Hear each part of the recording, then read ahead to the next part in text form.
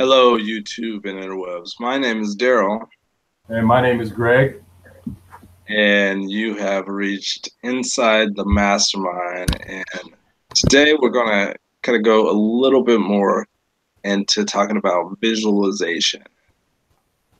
Just visualization in general. We were talking a little bit last time about how a lot of athletes use visualization.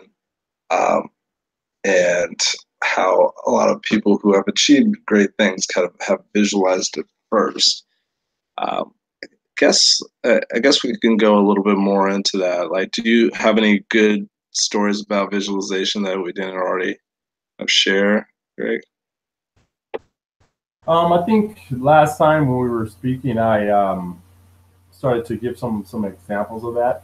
Let me just think as far as an additional. I mean, I do have like tons of different visualization stories. I just have to kind of narrow down and think of one specifically as far as what I didn't cover in our part one of visualization. But yeah, I mean, honestly, just even with me acquiring my property or my house that I have currently, it was back in 2009. I think it was around April or May. I said, you know what, I'm ready to just become a homeowner, pay less in rent than what I was, or pay less in mortgage than I was in rent at the time. I knew nothing about buying a house, like zero, like 100% zero knowledge, if that makes sense. So like literally zero knowledge. And I said, you know what, I'm going to acquire property, and by uh, yeah, July or August, I was in this house that I'm in now. So it was literally just like, what is that?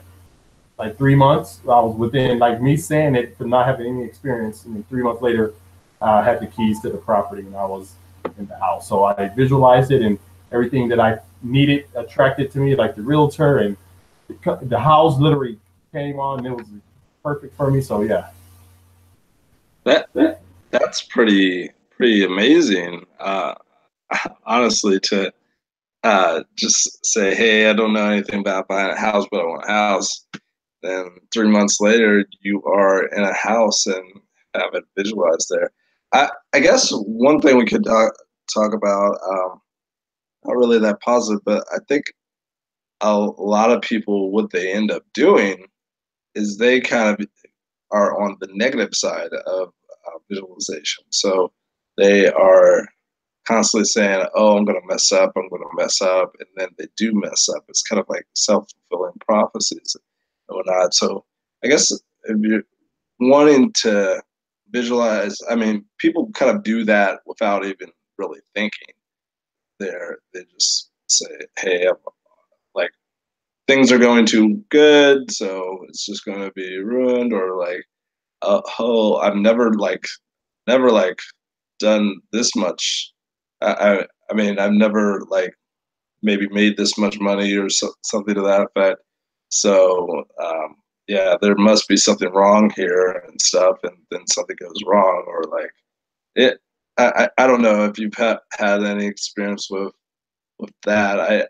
I personally have probably inflicted some of that on myself, but I've been a lot more mindful about it, I'd say, over the last decade or so. Um, do you have any experience with that, Greg, or people who have kind of done that and visualized in a negative way? Yeah, in the past, I definitely have attracted more negative in my life by visualizing things or saying things that like you were saying, oh, I hope this doesn't happen, or like you say something that's just negative and it does happen. You're like, why did that happen? I said, I didn't want it to happen. Like, oh, I hope my car doesn't break down or not start, and then try to start it and it doesn't start.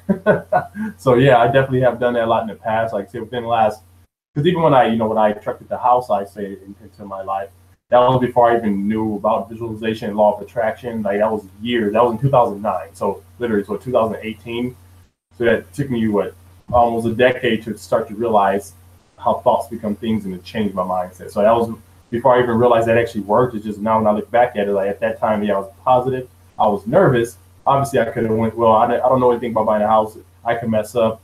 It's not gonna work. I'm not gonna find a house, and just get given up at that time. But I'd say, you know, if I'm gonna do it, I researched it a little bit, contacted the people I needed to, and then got it. So I did take the positive approach at that time. But yeah, I have experienced that for myself and other people. Like for example, this girl that I work with. She always keeps saying, I think I'm gonna get tumors and all these health problems. And I tell her, I said, stop every day. I said, stop saying that. So thoughts become reality. If you keep saying that, you are going to attract that to your life. Now she has had some things in the past, maybe some like medical stuff. But I said, I get that, but just think positive. I said, I have manifested. You may not believe me. I said, I have had even felt like things were wrong with me, or I have even, I don't know, certain, maybe like a surface wound, and I like think I heal myself within, a faster period of time just because I'm thinking positive. I see, I think I'm crazy, but it's true. You got to stop saying it. You got to think positive. Like I'm healthy. I have perfect health. Just I try to just plant small seeds in her mind. I don't want her to, because she's kind of young, and obviously when I was younger, I wasn't thinking about any of this stuff. Just trying to plant those subconscious seeds so eventually they will sprout later with her. Yeah, that's fantastic that you're kind of showing that positive aspect to her. And on a more positive note, I think last time you kind of mentioned something that I think we both participate in is it's like vision boards, and I definitely have a vision board. I think you have one as well. I think we kind of had this discussion and stuff. But for the people who don't know, like maybe you could tell them a little bit more about what a vision board is, and I'll pitch in any like additions I have to that and kind of go from there. What do you think?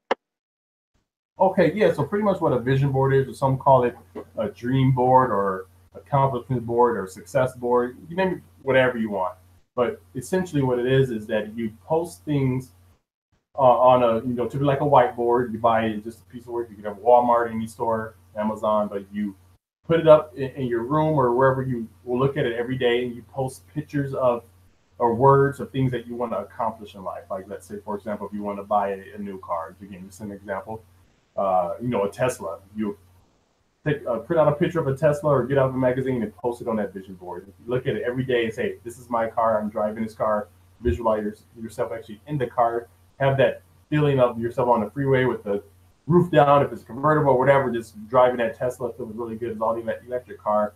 But yeah, you post just whatever you want to accomplish on the board, and then you look at every day and just tell yourself that you are accomplishing this, you have it, you're grateful for having this.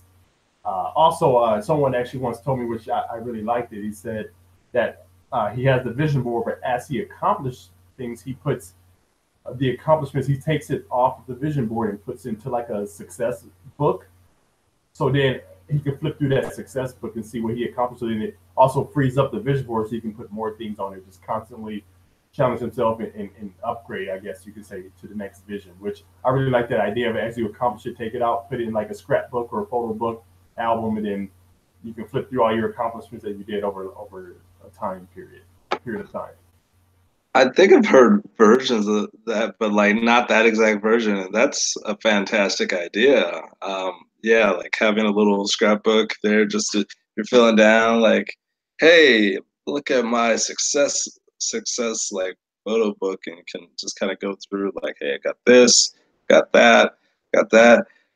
Yeah, no, I think that's fantastic. I mean, I've been like keeping track of goals and stuff since I was probably a teenager, I would say, um, here and there, and like I've achieved, I would say, a fair amount of them. There's a lot that I have not yet achieved as of yet as well, but that's just something that's going to just um, help you with motivation, help you. There's so many like negative forces out there, internal and external out there that would just be a great external force just to remind you of things. So I think that's great.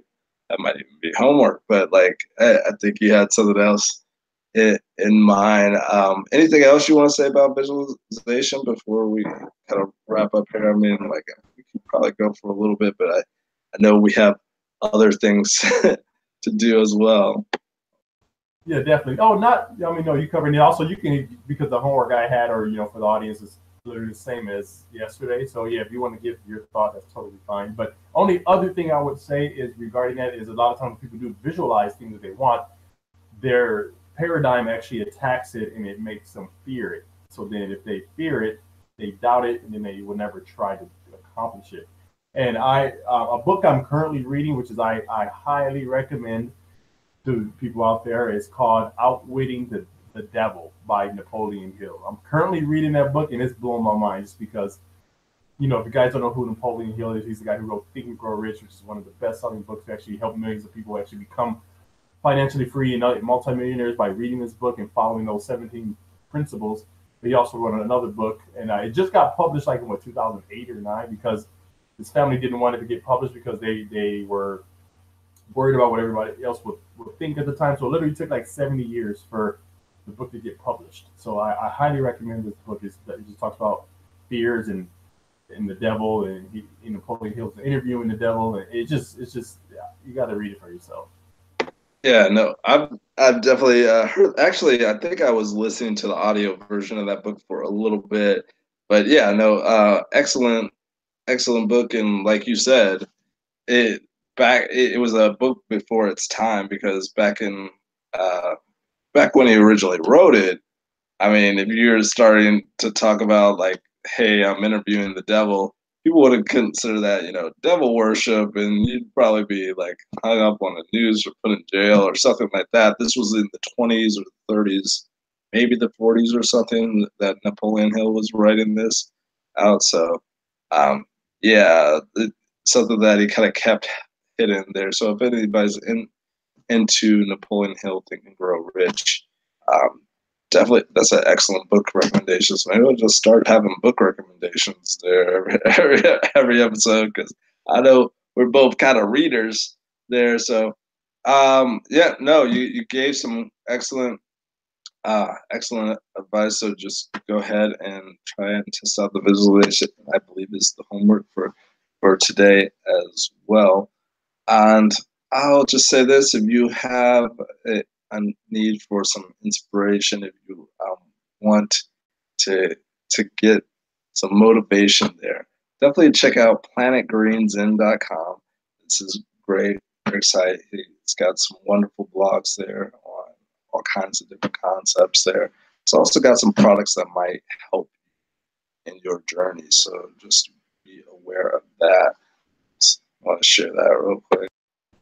Thanks, Darrell. And also, if you guys are looking to join this mastermind group that we're hosting right now, definitely check out the link in the description below. Darrell is accepting applications for this mastermind group. So if you are interested, you submit your application, connect with Darrell, and he'll let you know the next step in that process. So definitely check out the link in the description below. And then also, too, with the quote for the day, I'll go ahead and just tackle that one. This one goes: the more light you allow within you, the brighter the world you live in will be. And that's by Shakti Gawain.